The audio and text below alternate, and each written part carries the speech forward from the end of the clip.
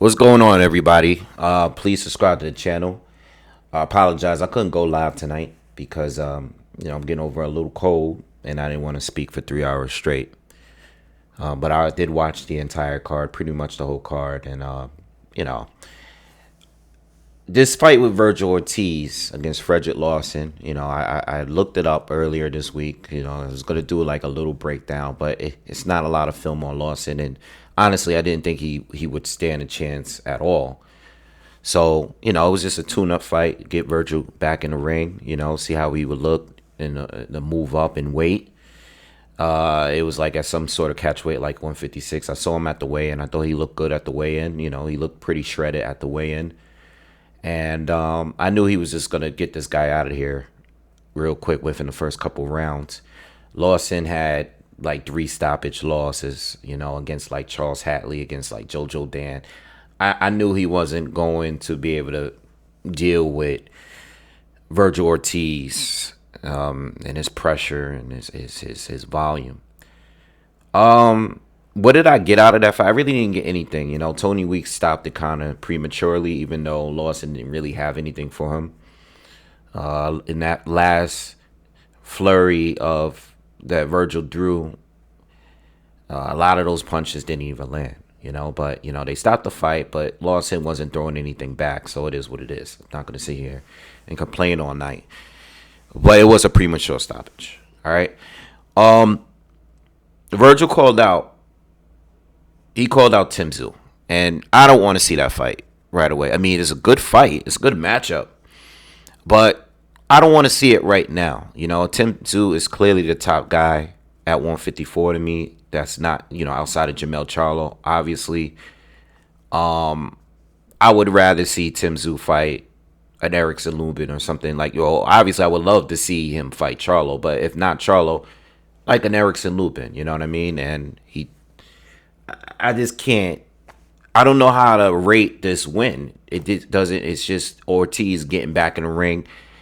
I wanted to see what Ortiz could do at 147 against Stanionis or against Boots or something like that, or maybe a Keith Thurman. That win doesn't answer any questions for me, because Lawson is a step below a good amount of fighters that Vergil already beat. He's a step below that. Vergil beat guys that I think would stop Lawson.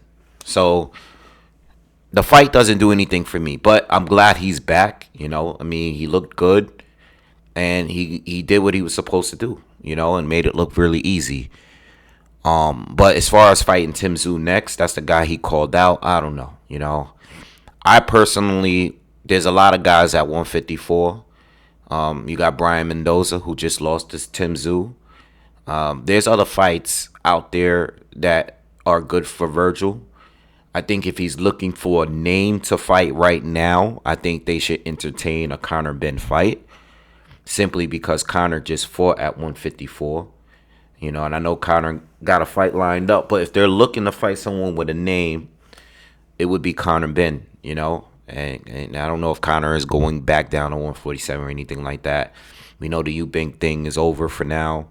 So I would love to see that fight. That's a 154 fight that can happen. And that's the way I look at it, I mean, if he lands Tszyu, good for him. But I just don't know what he can really do at 154. Again, I was still waiting to see what he can really do at 147. And we didn't get that because of the health issues. So I can't rate the fight. But I like Ortiz. I'm glad he's back. And that's it. That's all I could really say. And hopefully we can get some more fights. 154 is flooded with competition. You got Xander Zayas, who's on the come up. He's going to be fighting Chisera. He's going to be stepping up to fight a former champ, which is great. I don't know what Castaño's doing. Castaño, former champ, lost to Jamel Charlo, and he hasn't fought since. He got stopped, and he hasn't fought in 2 years. I don't know if he's retired. I don't know what's going on with him. All right, so there's other fights that could be made. Within Golden Boy, though, I don't know what their roster is at 154. I know 154 is flooded with a lot of PBC ex Showtime fighters. So I don't know how that's gonna work. But Ortiz, I'm glad he's back. I wish he was still fighting at 147, but I don't know. It's just it really depends on how Golden Boy really wants to move him. Him being at 154 now is I'm still like surprised that he's up there. You know what I mean? So, uh, yeah, where does he go from here? And I don't know if Tszyu is interested in that. Tszyu has already been having some really good fights.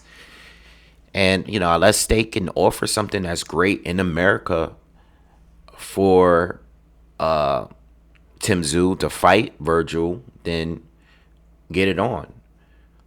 But if they were to fight right now, like the very next fight, Vergil's very next fight, I would be leaning towards Tszyu. Just because I know what he can do at a higher division against better fighters. Vergil's fought some good fighters at 147. And this guy, Lawson, was probably the lowest opposition he's fought in a while, since he was really a prospect. All right, but I like Conor Benn, even though he's not a real 154 guy neither. Same with him. I was waiting for him to step up and fight some real 147 fight, but the whole thing with the eggs and the drug tests and the UCAD, or not UCAD, but the whole things he's having over there with the BBOC, and I don't know what that mess. I've addressed that before. I don't want to go into that, but that's a fight that I would like to see at 154, even though they're both kind of just visiting 154, just getting there. All right. Now, since I'm on here, I might as well speak on it. Rolly Romero, I'm sorry, not Barroso stopping O'Hara Davis in the first round. I am kind of shocked that it ended that quick.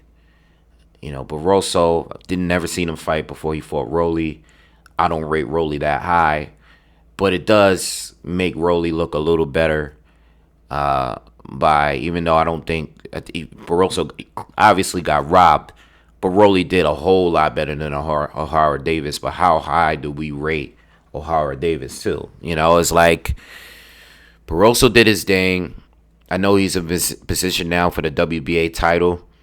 I'm assuming that Ryan is probably gonna fight Rolly, and they're gonna pay off Barroso to step aside.